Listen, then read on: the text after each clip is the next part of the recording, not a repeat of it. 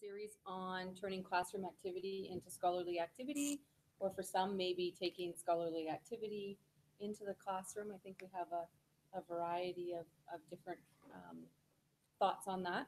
So I'm Leanne Big. I am a accounting instructor at DSB and also one of your PD consultants.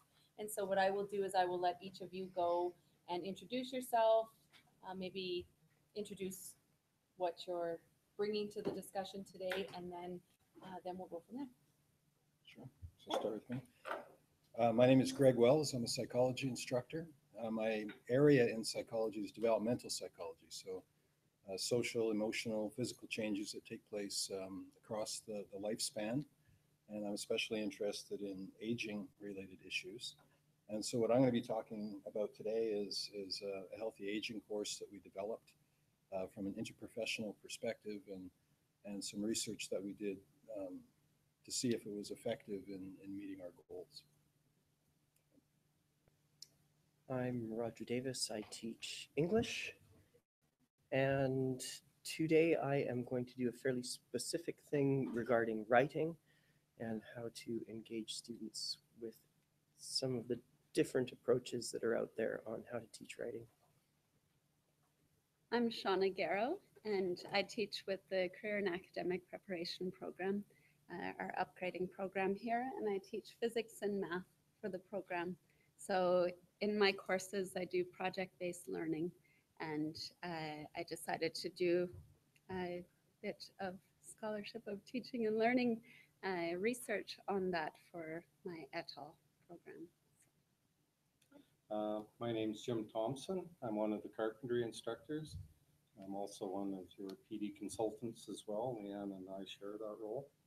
What I'll be talking about was a scholarly award that I actually got for courses, workshops I developed with Skills Canada. And it was actually the research led to the classroom as opposed to classroom to research. It was the other way around. So I'll talk about that later. Okay, thanks everyone. And I realized that I didn't really say what my scholarly activity. Stephanie Powers couldn't join us today. She's teaching, but Stephanie and I have been over the years doing a lot of different classroom activities, and she's done some research. And so this year I've started taking those classroom activities in an accounting class. And now that I'm teaching online also, I'm trying to focus on how do you take some of those really successful face-to-face classroom activities and incorporate them into the online world. So I'm starting to do some research in that area too. So that's what I'm looking at. So I think a few have documents or something with them that they would like to share with us. So whose is up there? Roger, do you want to start with Sure. with yours? Yep. Okay. Teaching English, one of our core courses is 219 that all first-year students have to take. And a number of years ago, I attended a seminar on teaching writing, and it comes from a certain perspective. And just very roughly, in terms of writing, if we make up a false spectrum, at one end, you have a very romantic notion of allowing writing to flow. It just flows out of you. But lots of things flow. Rivers flow, sewage flows, depends what comes out of you. At the other end, you have the very technical side of things where we can analyze sentence structure, and it's a very mechanical process, almost like math or logic. And so this seminar that I was attending was very much on the flow end of things, that we want to just allow students to write freely. Free writing is a common term that they use. And so I took that and married it with this other area that I'm interested in, which is contemporary and experimental poetry. And I put this up for my students and asked them to think about the writing that they see on the screen there. And many students will complain that it's difficult to understand, and they recognize the words, but they don't know what it's saying. But if we actually, look at the first sentence, writing is inhibiting. we can understand what that means, and everybody's perhaps experienced writer's block at some point or another. So it's not terribly difficult to understand. But it's a rare student who realizes that in this paragraph that I've put up there, it only ever uses the vowel I. There's no other vowel that gets used.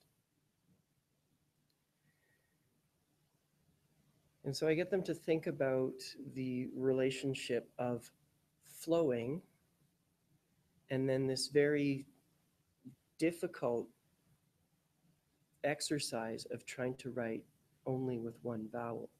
That if I gave you the standard grade school assignment that everybody hates, tell me about your summer vacation, but you can only use the vowel I, suddenly your writing is crippled and you're not able to write because you're too focused on only using the vowel I. And so it's a way of interrupting students' approach to writing, because I would say most of them are on that flow end of the spectrum, to get them thinking about this other end of mechanics. And then there's any number of assignments I might give around this section here. So for example, I ask them to engage in an exercise of paraphrase where they have to take some writing and put it into their own words. And I say, okay, paraphrase this passage that I've given you, writing is inhibiting, etc. But you can't use the vowel I. You can use everything else but that.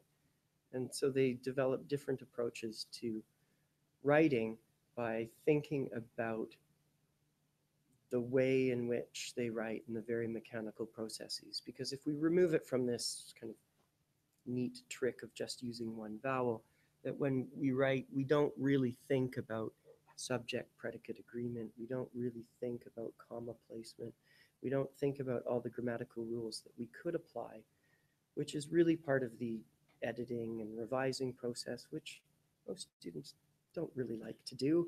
And this is a way to get them involved in that. So in terms of where this fits in with scholarship and so forth, it gestures towards the scholarship of teaching and learning in terms of how to think about teaching writing and getting those things accomplished with the students. And it also speaks to my own academic interests in experimental poetry, and there's an entire history of literature and stuff around this. So it works as a good multi-purpose tool for hitting a lot of different elements of what we teach in the discipline. How long have you been using this activity, and have you seen significant changes in the way the students then write? I do this in different versions. I've been doing it for probably close to 15 years now, and in different contexts. So, for example, in my English majors, I allow them to write their final essay on this using only one vowel, and they think that's just a wonderful challenge because they're so sick of writing regular academic essays that they like to write something else. And a lot of people think it's a neat trick, and if that's as far as it goes, so be it. Other people see it as a legitimate intellectual challenge. For first-year students, it really is that interruptive thing. I find a lot of what I teach in 219 is about changing their thinking because they're so locked into 5-paragraph essay structure that they learned in high school. That's all they can think about, and they need to break out of that. And this is a very helpful tool to get them to think differently about writing. How far-reaching it is, that's a very difficult thing to measure. But students often comment that they like this kind of exercise. Any other questions for Roger?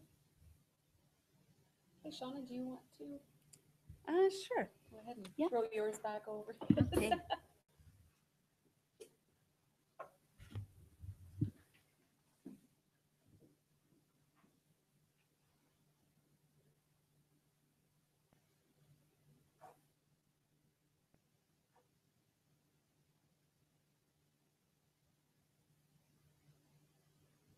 for those people that are joining us on the stream, maybe we'll be able to get some of these documents and post them if they're willing to share.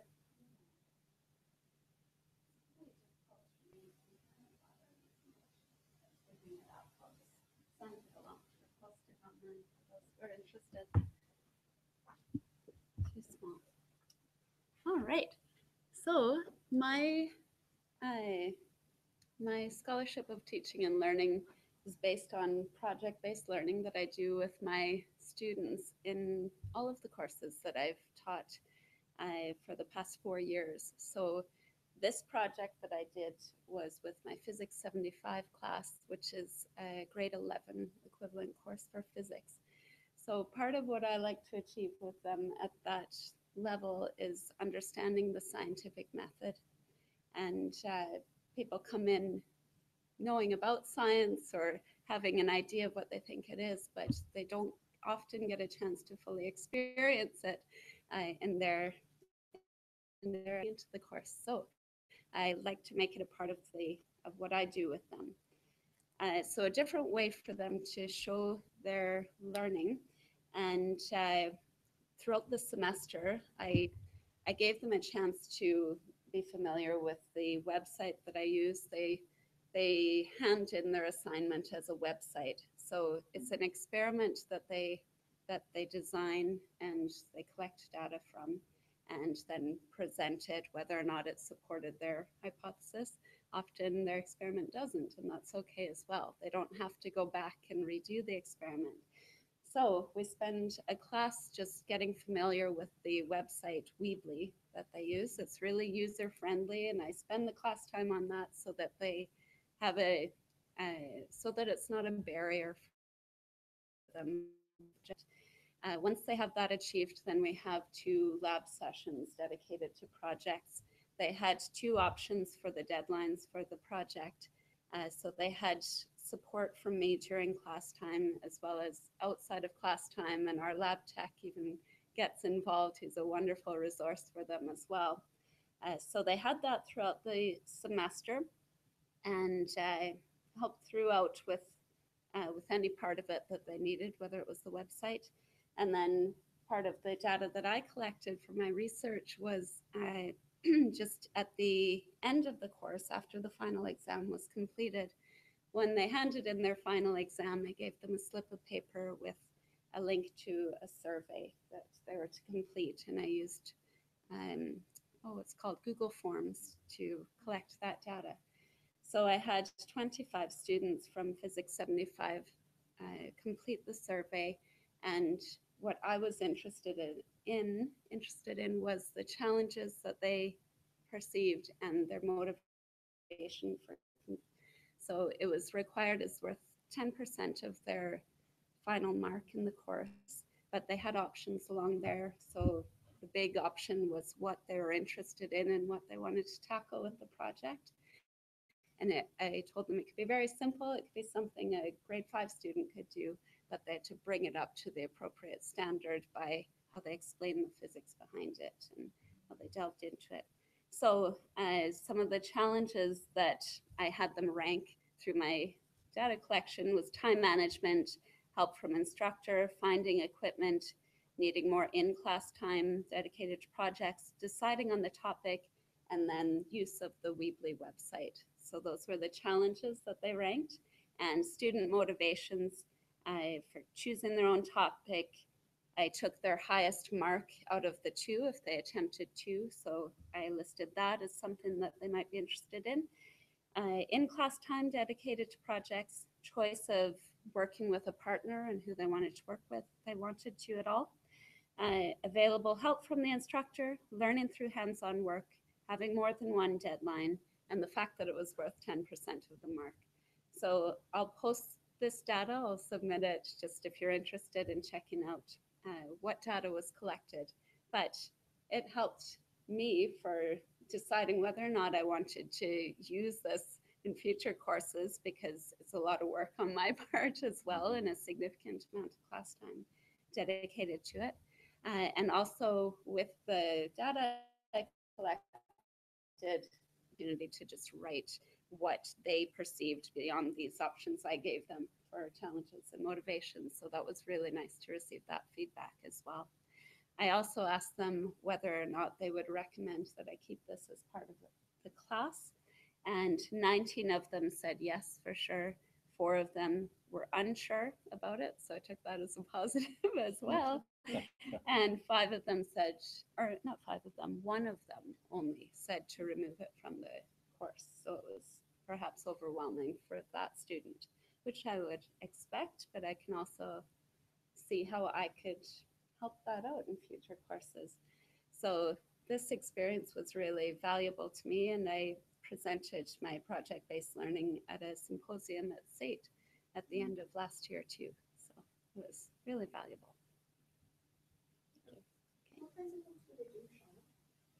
For that course, I had, let me see, I have a huge array of different ideas and of what they produce, because I try to guide them as little as I can, but they can use anything as a source for inspiration. So a lot of them, they're studying kinematics, which is the study of motion, describing motion. So some of them, it could be as simple as making a mouse and analyzing the motion of it. And it could be through one of the motion sensors we have in the lab, or yeah, even simpler than that, just with a stopwatch.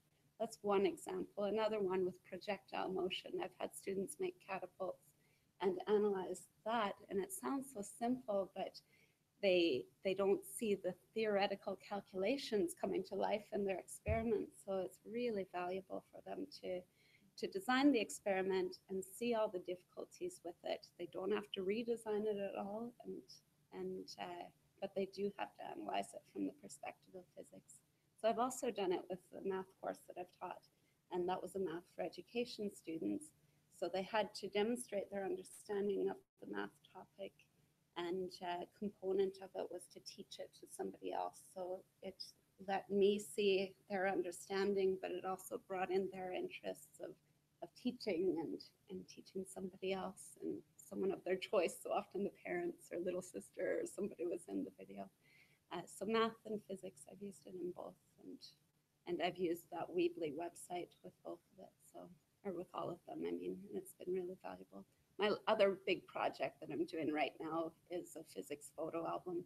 So they could take a picture of a light bulb and go into depth with that if there's something critical they want to show with it. So lots of uses. You could use it in English as well easily, this idea.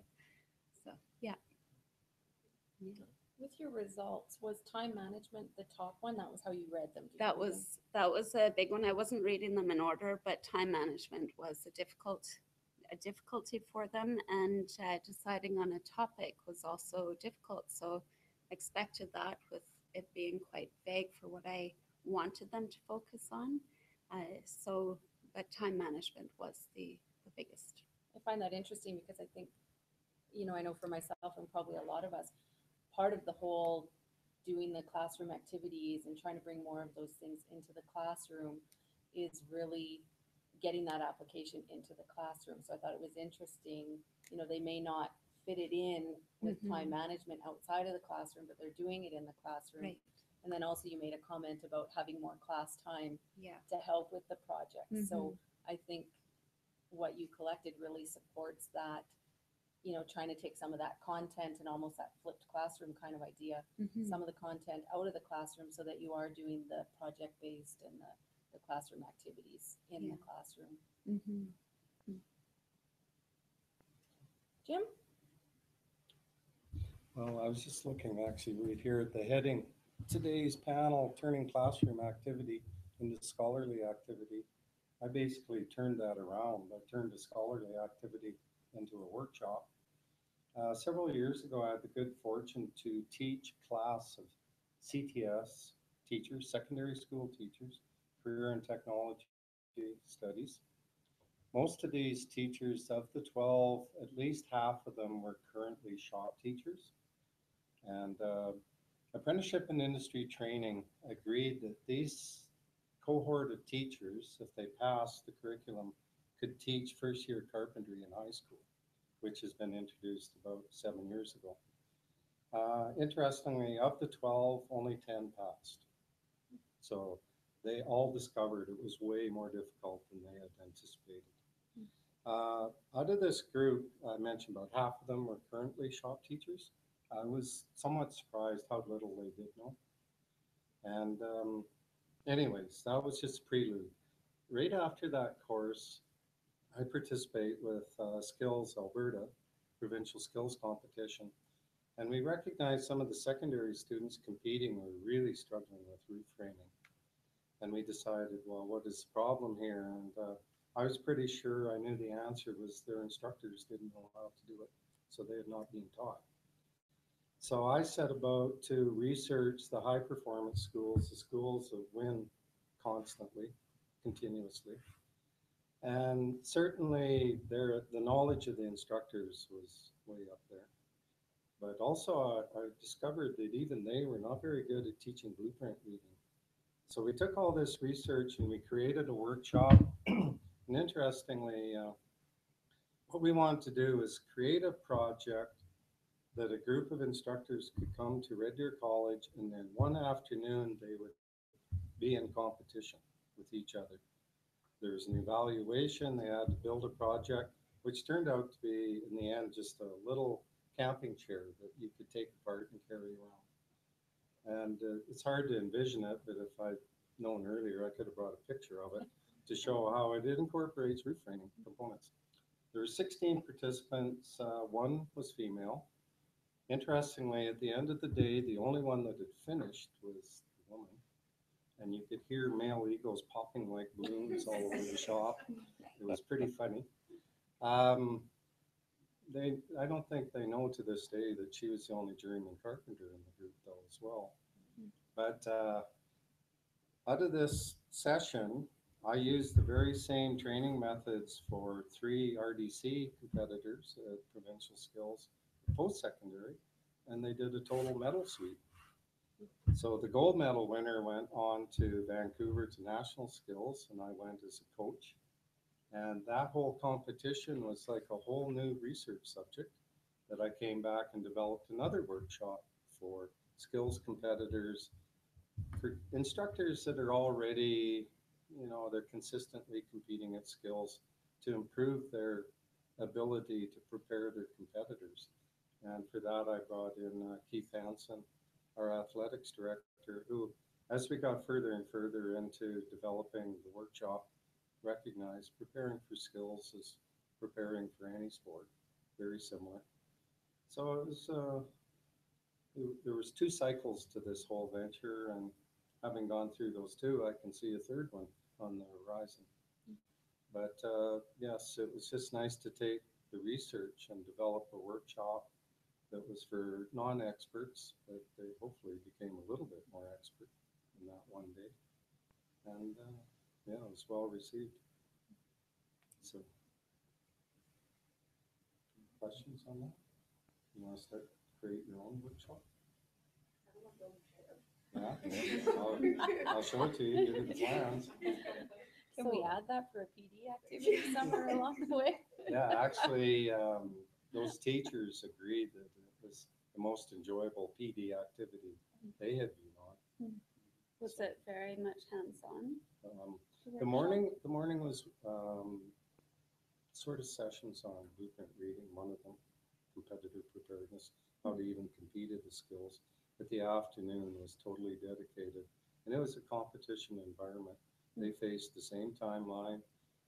When we announced there's 10 minutes to go, they have the same beads of sweat on their forehead as the competitors.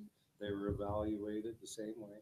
And I think that experience gave them an idea that, how tough it is for their competitors, especially the ones that are in Edmonton with like 30,000 people wandering past. It's pretty stressful for them. Even that experience alone would prep them better for helping theirs. I think so. Like that alone. Yeah. So, Yeah. I was interested that you said that the high school carpentry teachers' skills were pretty limited, in your opinion. And I was just wondering what the, what are the credentials that, like they need a teaching certificate, I guess, but then what are their carpentry credentials or trades credentials they need to teach at the high school level? Well, in their curriculum, there's two levels of shop classes related to carpentry. There are the CON courses that are construction technology, I guess. But there's another series of courses called CRA 3400. And there were 5 trades that had the first year instruction at the high school level, and they've doubled that now to 10 trades. To teach that level, of course, you have to be both a journeyman, carpenter, or tradesperson in that particular trade, and be a certified teacher. However, there is some bridging programs in place to bring journey people into the school, and the bridging programs with U of A, so they have to continue working towards their BEd. And so far, I think there's only been 2 graduates over, say, 5 years, but there are people in the program, for sure. But the con courses, unfortunately, is just basically a really rudimentary knowledge of the trade and some interest in teaching it. That's basically the requirement. Okay. And some are better than others, obviously. But the group that came in, yeah, I was a little surprised. I thought they'd have more knowledge than they did. But in fairness to them, they're also teaching perhaps welding and automotive. And Right. And they're there for an interest in improving too. Right. So, yeah. so they're in a bit of a tough spot too. Very similar to a lot of trades and a lot of instructors here too. You know, our training isn't in education, so then we come here to teach, and you know, you have that whole other profession to learn, I guess. Greg, would you like to? Sure. Okay. Yeah, I'm like mine's to put the whole thing up and be really small too, but I think I'm gonna put it up and zoom it in on Yeah. one part of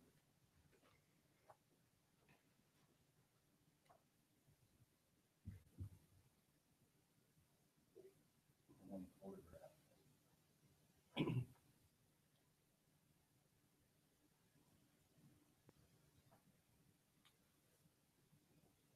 Seniors Day. Seniors Week.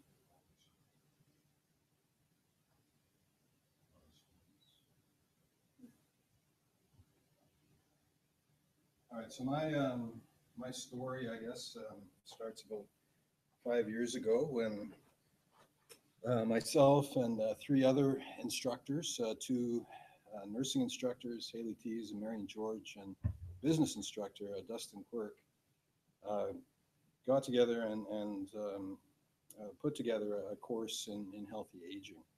And we have a number of courses in aging at the college in psychology and sociology and nursing. But what made this one a unique class is that we designed it as an interprofessional course. And what that means is the interprofessional approach is having instructors from different disciplines, different professions, as well as students from a variety of programs, professions, etc., working together. And the phrase is learning from, with, and about each other as part of the course. So there are a number of interprofessional competencies that we built into the course, like effective teamwork and conflict resolution, role clarification. And so we designed the course, activities for the course, and the structure of the course with those competencies in mind. So first, when we proposed the course, we proposed it as co-instructed by instructors from different schools. And then we made a real effort to recruit students from a variety of disciplines. We were pretty successful. Like our classes, we've been about 4 iterations of the course that we've taught in the spring, and usually about half nursing students, but we have psychology, sociology, social work students, kinese. So quite a good variety of students in the course. And then what we do is before the first day of the class, we'd organize them into teams of 4 or 5 students, and we'd make an effort to make them really diverse teams, right? So both in terms of the programs that they're in, but also first and third year students and gender. We didn't have a lot of male students, but we made sure they were spread out as much as possible. And that team of 4 or 5 students was the first day of class. They found out what their team was, and they're with that group throughout the course.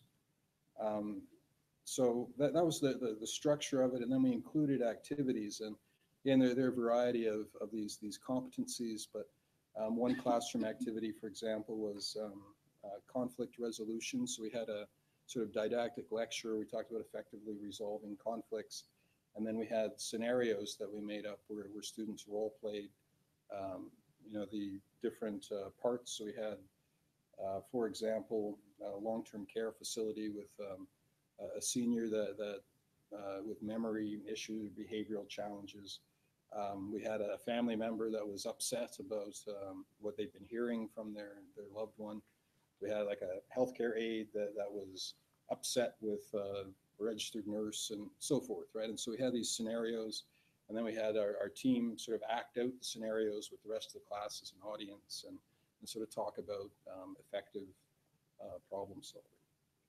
We did community service learning was an important part of the course, and because it was offered in the spring, we were fortunate that it overlapped with Seniors Week, and local seniors organization, the Golden Circle, always has a number of activities that they hold for Seniors Week, and so we invited them to come to our class and work with our students, so the students helped to plan these activities and to run them. So we had things like, I guess it was a outdoor activities day is one of the days of Seniors Week. We had a zany fashion show, a signature dish contest, information fair. So a number of different projects, community service learning projects that the students worked on. And so they're collaborating with the seniors, and they're learning. The seniors are learning about the students and vice versa. So we included these components in our course, and our expectation, of course, based on, like, we had gone to a week-long course at University of Toronto, the four of us, to sort of learn about these interprofessional education and familiarized ourselves with the literature. So we had expectations that these sorts of things in the classroom would have benefits in terms of student learning about aging, attitudes toward aging, and attitudes toward working with each other, and knowledge of other disciplines. So we had that expectation, but we wanted to demonstrate it empirically. We wanted some evidence that in fact, that what we were doing was effective. So we proposed a study to the Research Ethics Board where we did a pre-test, post-test. So that after we introduced ourselves on the very first day, the first thing we asked them to do was complete this package of standardized tests about attitudes toward aging and so forth. And then we gave them the same package of standardized tests at the very end of the class as well, last day of classes. And we found that in fact, and there's some limitations. There's no control group and other things, but certainly it was consistent with what we introduced into that classroom being effective in enhancing student attitudes toward aging, or more positive. We had a well-known sort of general test of aging knowledge that they were substantially higher in. They're more, they understood their own roles better. They're more tolerant of other professions, etc. So we thought it was quite successful, and we presented our findings at the Canadian Association of Gerontology conference in the fall. We're working on a manuscript for publication. And for us as instructors, I think the most valuable thing was that it really validated what we were doing, and told us that the time and effort that we put into putting this course together, and these sorts of instructions, and these sorts of activities take time, right? So one of the questions you often have is, couldn't I have just sort of told them that? And couldn't we have just like had a little lecture on conflict resolution and got the same results? And our feeling was that this was effective and a good use of time, and the results validated that for us. And I think for the students, it was valuable in that they're seeing that instructors are concerned about the strategies they're using being effective in student learning, and sort of giving them the message that them succeeding is important.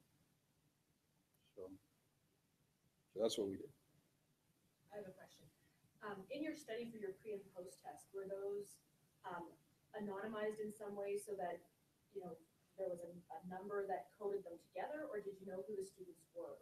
Right, it is an important ethics consideration that you don't want students to be feel coerced to participating in research. So what we did was, we said we want you to, all of you, to complete the pre and post test as part of a evaluation of the course. We would like to collect this data as research data and present it at conferences and so forth, but they could sort of check off a box whether if they wanted their data to be used for that purpose. And virtually all of them were fine with it, but what we did was it was the package of tests was presented in an unsealed envelope. They completed it and sealed the envelope and handed it in on that first day. And we didn't open the envelopes until after the marks had been submitted for the class. So we didn't know who, we didn't have any of the results or any connection between students and those questionnaires before then. But at the end, it was John and John, not. We had to ask for their names so that we could match the pre to post test. But. So did you share the results with them? Like, because it's always intriguing to me around SOTL about sharing the results of our research with students and having students be partners in that research.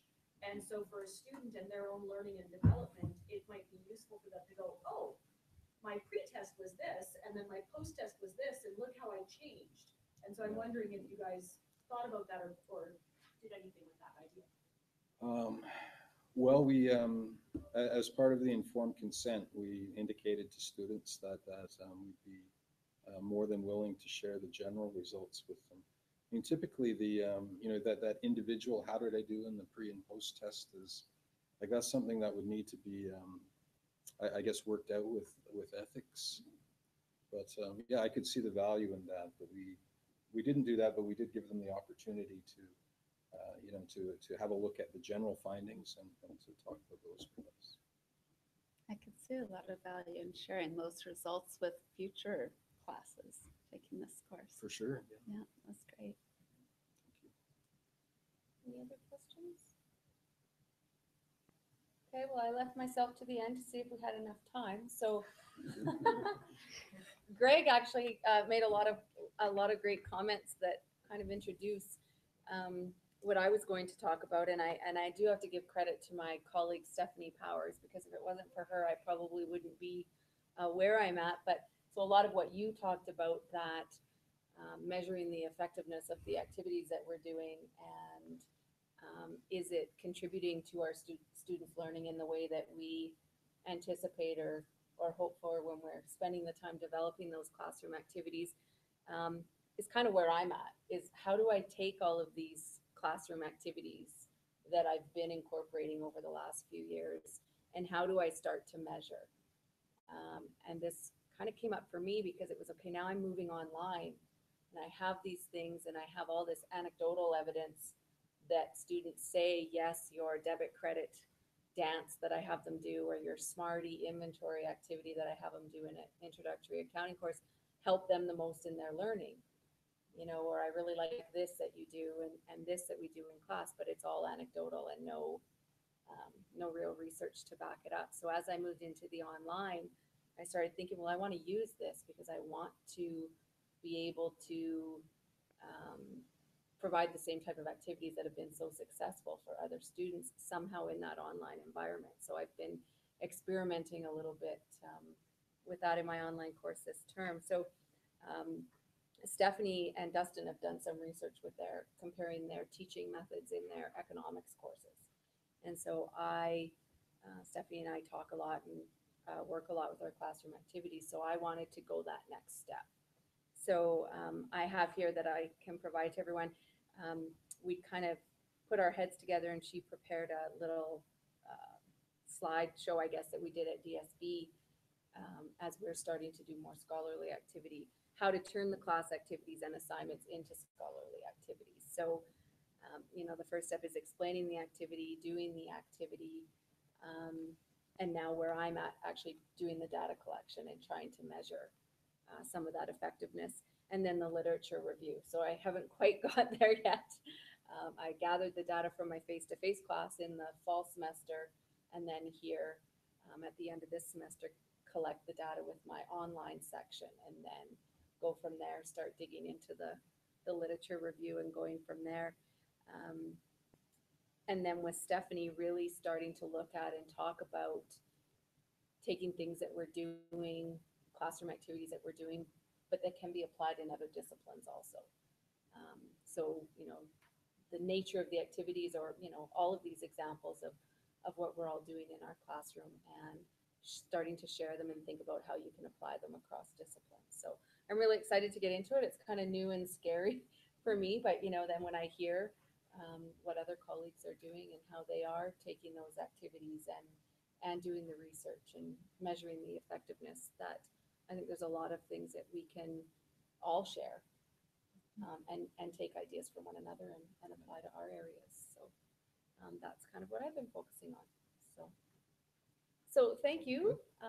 Does anyone have any other questions, or does anyone on the panel have anything else they'd like to add? Perhaps, similar along the lines of how did you first start thinking about taking the activities to that research level and going forward? Anything to add or wrap up? Any advice or suggestions you might provide to faculty that are looking at what they're doing, starting to look at doing some SOTO research? No quick, nothing you can think of? Choose one small component and just see what you're interested in gathering from it. But it doesn't have to be an overwhelmingly large project. Just focus on what you're driven about. Thank you. Okay, well, thank you to all our panel members for joining us, and thank you for coming out and hearing about some of our class activities and scholarly activities.